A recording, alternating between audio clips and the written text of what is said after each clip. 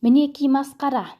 Қытаймен бизнес жасауды үйрететіндер, жарнамалайтындар, Қытайдың әйгілі Таобао тор саудасы базарынан жалған шаштар ашық-ашкере сатылымға шықты. Қапы қалмаңдар.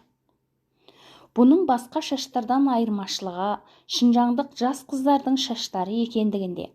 Аталмыш қытайша айтқанда аз санды ұлттардың, бізше жергілікті халықтардың жас қыздарының шаштары қайратты әрі сапалы болатыны ашық-ашкере жарнамаланған. Құды мал сатқанда Алтай қойының жүні сапалы ма, іленің қойларының жүні сапалы ма деген сөзбен ұқсас әңгіме. Ал бұл шаштар қайдан келген дейсіз ғой? Лагердегі әйелдердің шаштары. Бит басып кетеді деген сылтаумен кәрі жас демей шаштерін кескен. Кезінде Германия фашистері де шаш кескен.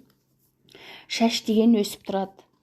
Қытай түрмелерінде қанша әйел жатыр. 100 мыңдаған әйелдің әр жолғы кесілген шашының өзі Қытай үкіметіне қаншалықты құн жаратып жатыр басқасын былай қойғанда.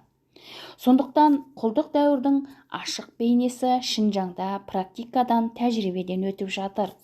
Енді бір 30 жылда Қазақстандағы қыздар да, күң ұлдарда құл болмасын десең, оян қазақ.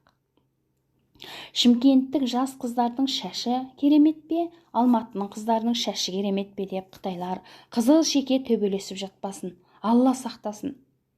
Адам төзгісіз азаптаулардан соңғы қан мен терге шыланған Қытайдағы қазақ қыздарының шаштарын сатып алсаңыз, төбеңізден жылан болып қадалып, қаныңызды сорып жүрмесін.